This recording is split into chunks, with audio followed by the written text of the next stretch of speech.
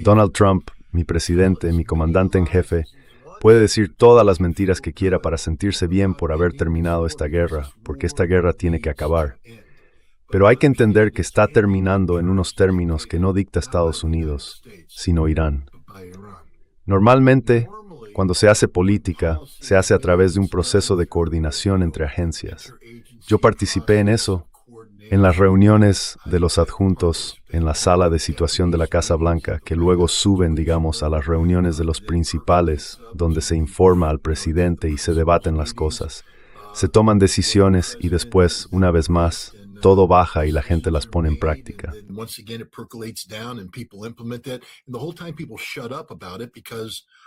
Y todo este tiempo la gente ha guardado silencio sobre el tema, porque los únicos que hablan de esto son los expertos en manipular el mensaje, que solo repiten lo que se les permite decir, ya que se trata de una política que se está aplicando y no quieren que se hable de las armas.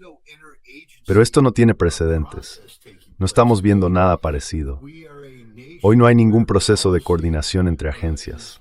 Somos un país donde la política se formula en la cabeza, literalmente, de un hombre desequilibrado que luego la lanza al público a través de declaraciones improvisadas a la prensa o en Truth Social.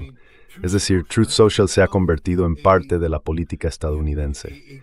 Literalmente funcionamos a base de declaraciones de política, muchas veces contradictorias, que el presidente publica en su propia red social. Esto no tiene precedentes en la historia.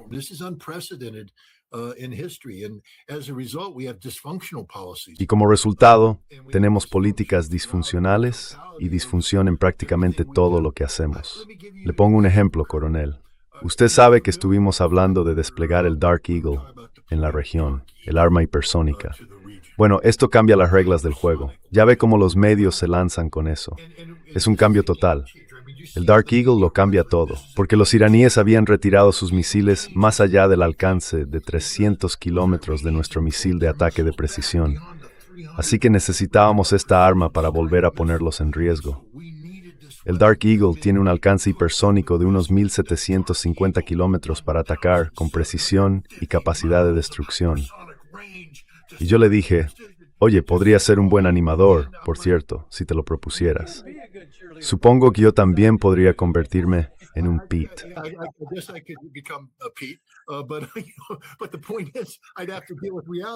Pero el caso es que tendría que enfrentarme a la realidad, ¿verdad?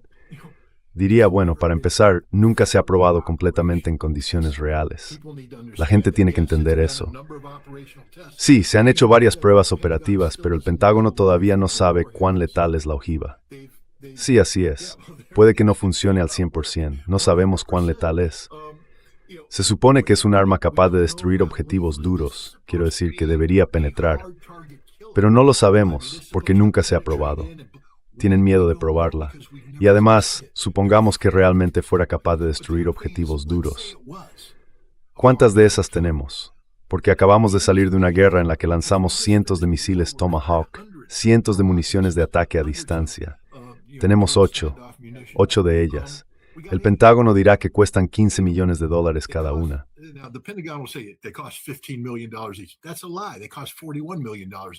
Eso es mentira. Cuestan $41 millones cada uno. 15 millones es el coste estimado cuando se llegue a la producción en serie. Pero estos 8 misiles cuestan $41 millones cada uno. No funcionan.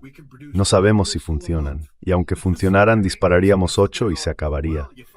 Solo podemos producir uno al mes.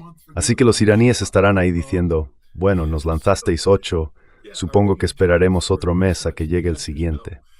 Entonces, ¿hay algún objetivo que valga tanto? La respuesta es no.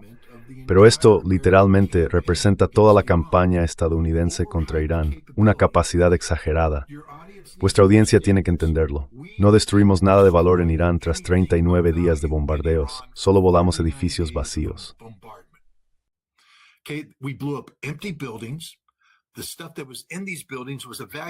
El material que había en esos edificios fue evacuado y nosotros no penetramos. Lanzamos muchas GBU-57, las grandes bombas perforadoras. 4 de ellas no explotaron y ahora están en manos de los iraníes. Las tienen, las están desmontando para copiarlas. Otras municiones tienen un montón de nuestras municiones. Hay una tasa de fallos altísima en nuestras armas guiadas de precisión. Durante la Guerra del Golfo, esa cifra sigue siendo clasificada. Me sorprendió descubrirlo. Iba a escribir un artículo sobre eso, pero cuando hice la investigación pensé, bueno, supongo que no puedo escribirlo, porque la tasa de fallos de los misiles Tomahawk durante la Guerra del Golfo es un dato clasificado. Y bueno, ya puedes imaginar por qué.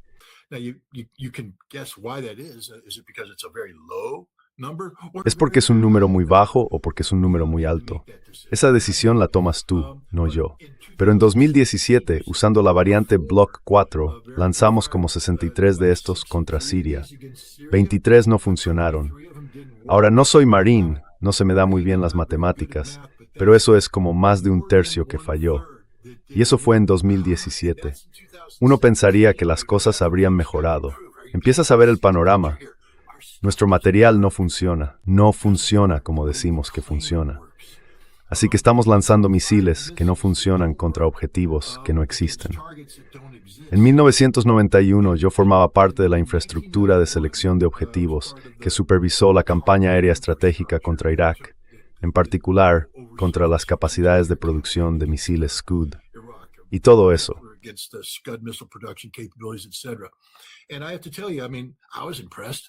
Y tengo que decirte que la verdad, me quedé impresionado. Vi los informes, hice el análisis de las imágenes y pensé, lo hemos destruido todo, tío. Volamos sus fábricas, lo volamos todo. Luego fui a Irak como inspector de armas. Fui la única persona que hizo eso, pasar de apuntar objetivos a inspeccionar sobre el terreno. Y me di cuenta de que habíamos volado un montón de edificios, pero dentro no había nada. Todo había sido evacuado. Y pensé, bueno, entonces no destruimos nada, ¿verdad? Fueron los inspectores los que tuvieron que buscar todo lo que se suponía que debía estar en esos edificios y deshacerse de ello.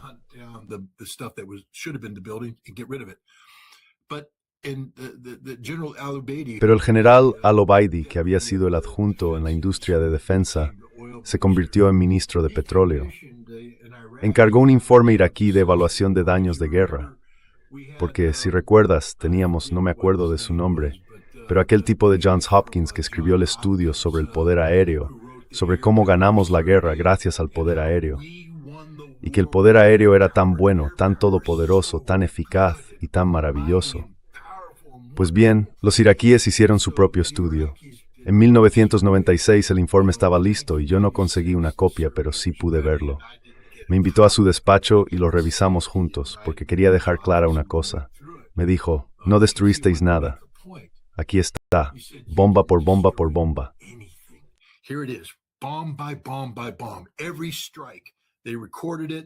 Cada ataque lo grababan y mostraban cuál había sido el impacto.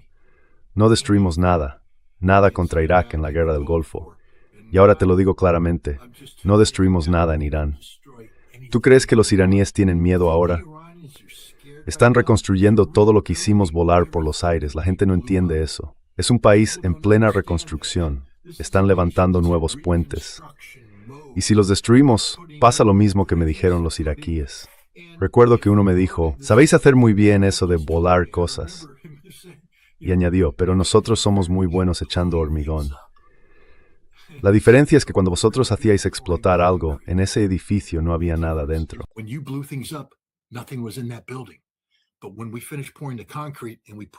Pero cuando terminamos de verter el hormigón y volvimos a colocar las cosas en el edificio, recuperamos toda la capacidad. Y eso es Irán. No hemos afectado a Irán en absoluto. Esa es la realidad. Esa es la realidad. ¿Y ahora de qué estamos hablando? De reiniciar una campaña que no funcionó la primera vez. Einstein dijo que la definición de locura es hacer lo mismo una y otra vez esperando resultados diferentes. Somos literalmente una nación loca si creemos que vamos a retomar una campaña contra un país que no ha sido derrotado, usando un arsenal que ya está agotado. No tenemos ataque a distancia de largo alcance. Al parecer, el general Jack Keane recibió el cuento. Esto es lo que parece, Sari.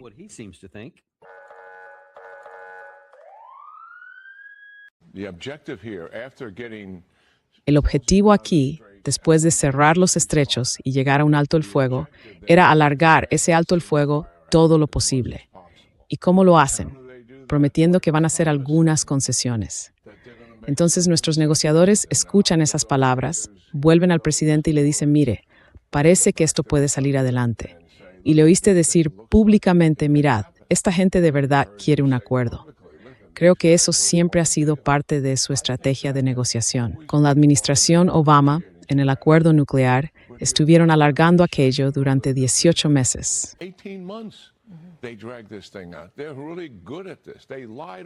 Son realmente buenos en esto. Nos mienten a la cara sobre en qué están dispuestos a ceder. Y de repente ya estamos sentados allí. Volamos hasta allí, 18 horas de viaje, y nos encontramos frente al tipo. Vale, queremos escuchar el acuerdo. No, tenemos que consultarlo con otra persona. Y esa otra persona dice que no hay trato. Así que el presidente ya se ha dado cuenta de todo esto. Y lo sabe perfectamente. Quiero decir, yo le llamo nuestro plan de contención porque no va a aceptar un mal acuerdo.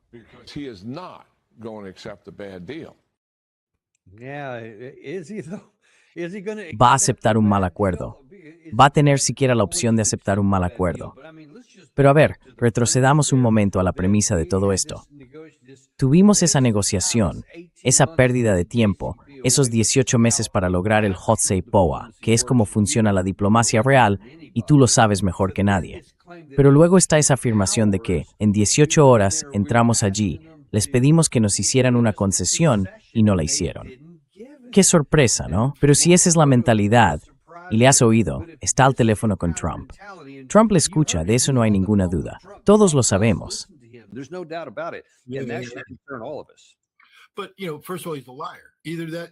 Pero mira, para empezar es un mentiroso. O bien es un ignorante, o se está vendiendo demasiado. Y yo creo que es eso, porque ahora se gana la vida en la televisión, en los medios corporativos. Ese es su trabajo, exagerar las cosas, pero está mintiendo descaradamente. Nada de lo que dijo es cierto. Lo que sabemos es que los iraníes llegaron a Islamabad con un equipo de negociación muy grande, un equipo de alto nivel, que llevaba toda la información consigo. No hicieron ni una sola llamada a su país, ni una. Todas las decisiones ya estaban tomadas y tenían todos los datos para respaldarlas. Llevaban técnicos, todo.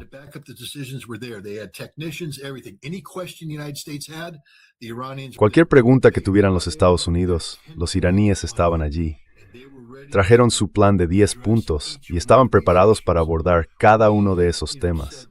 Nosotros habíamos dicho qué era. No recuerdo si era un plan de 14 o de 18 puntos que teníamos por nuestra parte. Pero cuando Vance, Witkoff y Kushner llegaron, no tenían ningún plan. No bajaron diciendo, aquí está nuestro plan. Bajaron diciendo, ¿qué tenéis? Así que, desde el principio, estaban en modo de recibir. Dijeron, ¿qué tenéis? Y los iraníes lo estaban exponiendo todo, poniéndolo sobre la mesa. No fueron los iraníes los que llamaron a casa a pedir instrucciones. Fueron Vance, Witkoff y Kushner quienes llamaron a Trump.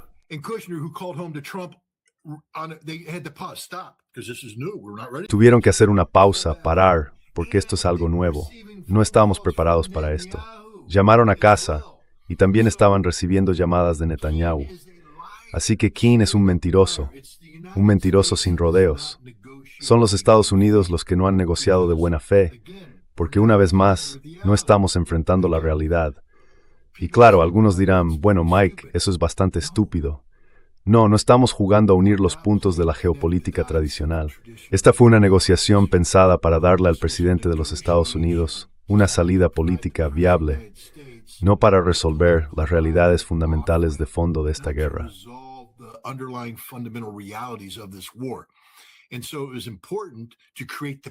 Por eso era importante crear la percepción de que Irán no estaba cumpliendo.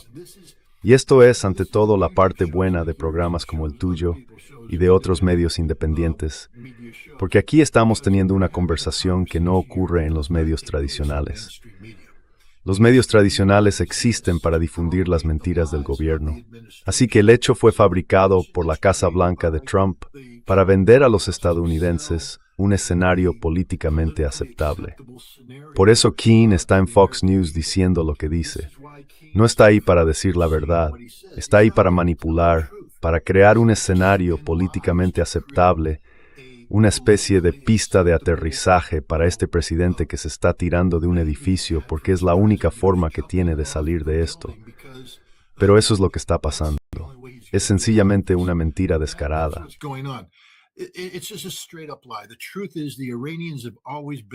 La verdad es que los iraníes siempre han estado, y los iraníes estaban mejor preparados en el Shotsepewa que nosotros. Siempre han estado mejor preparados. Los iraníes fueron más sinceros con su poder ejecutivo fue más honesto con su rama legislativa. Solo quiero recordar a la gente que Irán no es una dictadura de los ayatolás. No funciona así. Es una república constitucional. Tiene un poder ejecutivo claramente definido y una rama legislativa parlamentaria también bien definida. Y el Parlamento tiene enormes poderes como debería tener nuestro Congreso, pero nosotros no funcionamos así. Sí. Verás, el presidente Obama fue más, para empezar, recibió mucha oposición del Congreso, pero también el presidente iraní. El Parlamento iraní no estaba encantado con el Shotsepewa. Sentían que era una rendición. Pero hubo coordinación.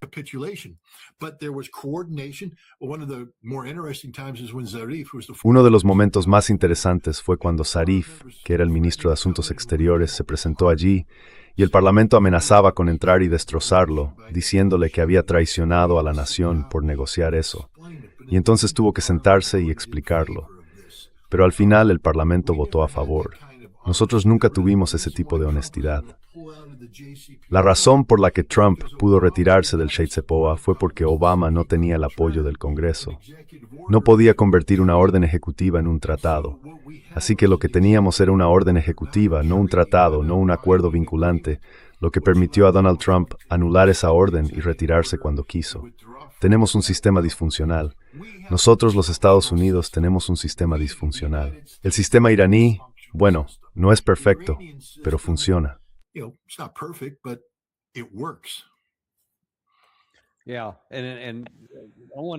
Sí, y quiero aprovechar el tiempo que nos queda para entrar en esto. Veamos, aunque sea un acuerdo ficticio, algunos de los posibles obstáculos que hay. En cuanto a todo lo que ha dicho Trump, tú mencionabas que se inventa historias y todo eso. Está un poco desconectado de la realidad, pero hay una realidad de la que creo que sí es muy consciente. Y seguro que esto no te sorprende, pero parece que alguien ha ganado mucho dinero esta mañana, cuando las acciones de Truth Social se dispararon. Verás, hizo ese comentario a las 7 de la mañana, exactamente a las 7:20 con 41 segundos, creo. Y justo en ese momento, alguien metió una posición corta de $125 millones. Y parece que ganaron mucho dinero, y hay varias cosas más que están relacionadas. Y esta es como la quinta o sexta vez que pasa algo así. Supongo que es una pregunta retórica, pero ¿alguna vez habrá alguien que rinda cuentas por todas estas operaciones increíbles de uso de información privilegiada?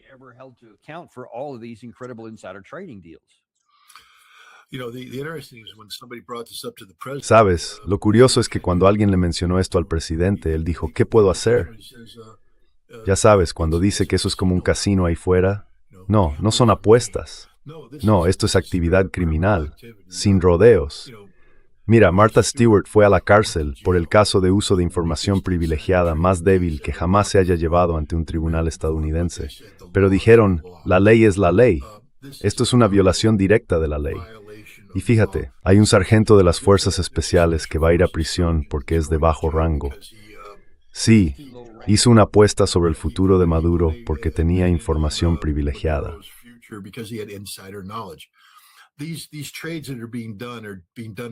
Estas operaciones que se están haciendo las hacen personas que tienen información sobre las publicaciones de Donald Trump en redes sociales.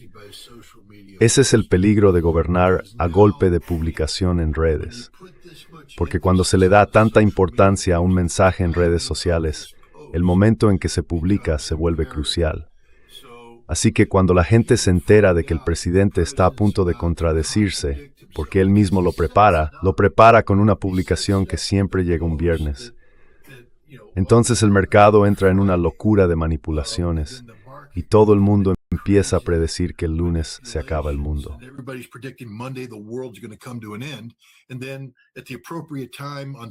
Y luego en el momento oportuno, el domingo por la noche o el lunes por la mañana, publica un mensaje que lo contradice.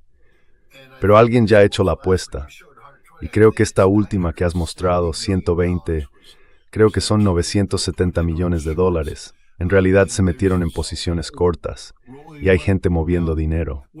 Ahora bien, lo que debería pasar es que esos activos se congelaran y se investigara a las personas implicadas. Sabemos quién hizo las apuestas, deberían ser investigados, y todas las comunicaciones deberían ser revisadas. Toda la conectividad debería rastrearse, pero eso no va a pasar, porque para empezar, el Congreso lleva toda la vida ganando dinero, muchísimo dinero, con el uso de información privilegiada.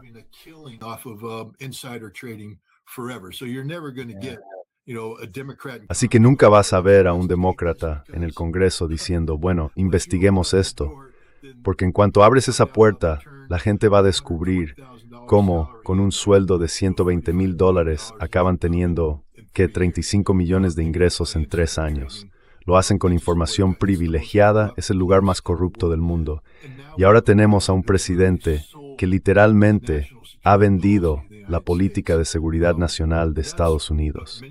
Y muchos creen que esta guerra desde el principio iba precisamente de eso, de recapitalizar al círculo más cercano de seguidores de Trump, que quizá perdieron dinero por malas decisiones empresariales y demás. Y eso significa que hay estadounidenses muriendo para que los amigos millonarios de Donald Trump ganen dinero. Sí.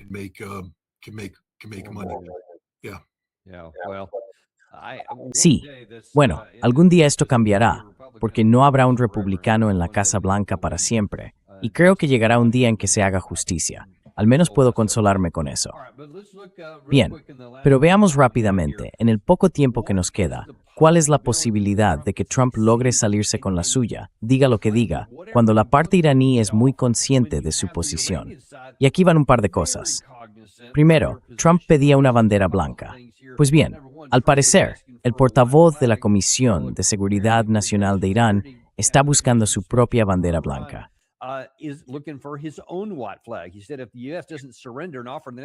Dijo que si Estados Unidos no se rinde, ni ofrece las concesiones necesarias, o si intenta cualquier tipo de maniobra, ellos responderán con dureza.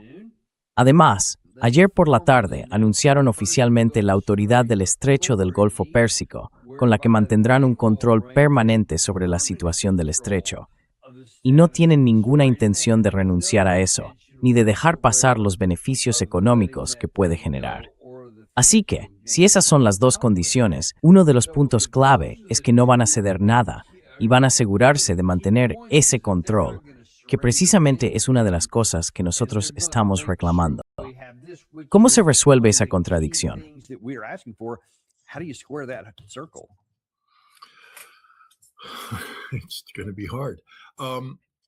Va a ser complicado.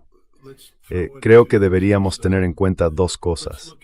Primero, miremos al ministro de Exteriores iraní y los viajes que ha hecho últimamente. Hace poco estuvo en Moscú, donde se reunió con Vladimir Putin. Después de eso, Putin llamó por teléfono a Donald Trump, y esa conversación duró unos 90 minutos. Según parte del resumen oficial, Putin le advirtió a Trump que si Estados Unidos o sus aliados reanudaban acciones militares contra Irán, las consecuencias serían negativas, desastrosas, no solo para Estados Unidos y sus aliados árabes del Golfo, sino para todo el mundo.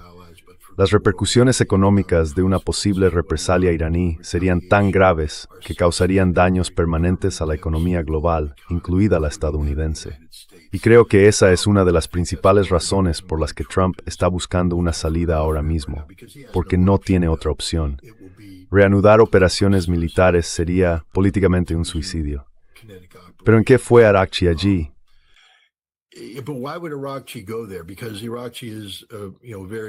Porque Arakchi es una persona muy pragmática y entiende que los iraníes no van a salirse con la suya dictando públicamente condiciones humillantes al presidente de Estados Unidos. Así que creo que lo que estamos viendo aquí es el comienzo de un gran acuerdo entre Rusia y Estados Unidos. Hay otro asunto en marcha ahora mismo que podría volverse muy relevante en un futuro cercano, y ese es, por supuesto, Ucrania. Y bueno, Rusia en este momento ha puesto en aviso a todos los ciudadanos de Kiev y al personal diplomático para que evacúen. No es una petición, es una orden. Evacuad. Porque si Ucrania lanza un ataque con drones el 9 de mayo, el día de la victoria, Rusia destruirá la ciudad de Kiev. Ya han dicho que eso va a ocurrir. Rusia también se está preparando para lanzar ataques contra los estados bálticos, que por para Gigornia sus objetivos.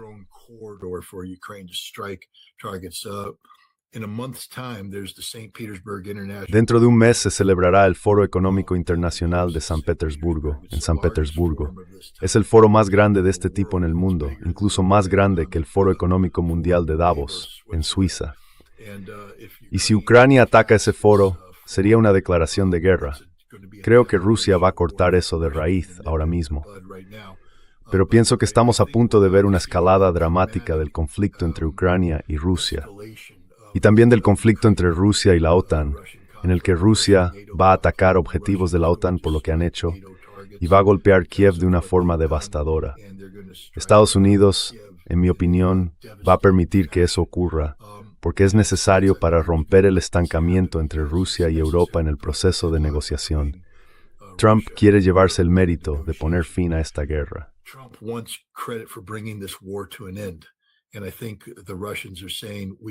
Y creo que los rusos están diciendo, podemos dejar que te lleves el mérito de haber terminado las dos guerras. Podemos ayudar a manipular el relato para que parezca que tú eres el pacificador. Y eso es justo lo que Trump está buscando ahora. Busca algo que le dé viabilidad política de cara a las elecciones de mitad de mandato en noviembre. Recuerda, pase lo que pase, vamos a tener un verano muy duro. Un verano realmente duro. Y como nos recordó la campaña de Bill Clinton en 1992, es la economía, estúpido. El pueblo estadounidense no va a votar pensando en Irán. No saben lo suficiente sobre Irán. Y siendo sinceros, somos una nación que se ha quedado de brazos cruzados mientras Israel comete un genocidio contra los palestinos.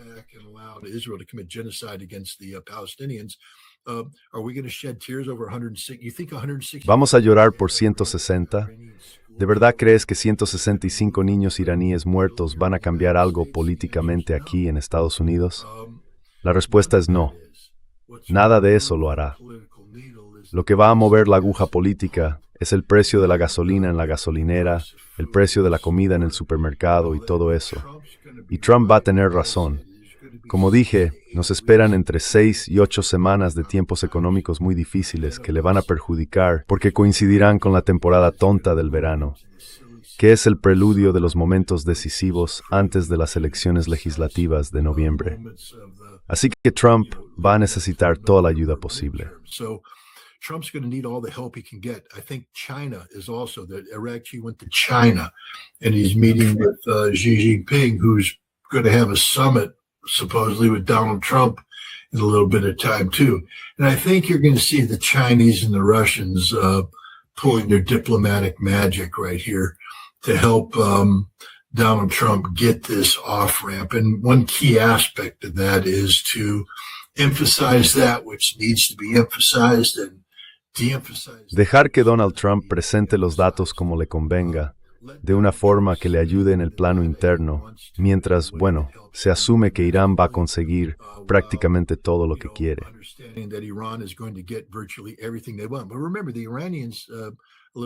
Pero recuerda, hace poco los iraníes dijeron que nunca permitirían que su uranio enriquecido al 60% saliera de las costas iraníes. Pero parte de este acuerdo incluye que ese uranio vaya a Rusia.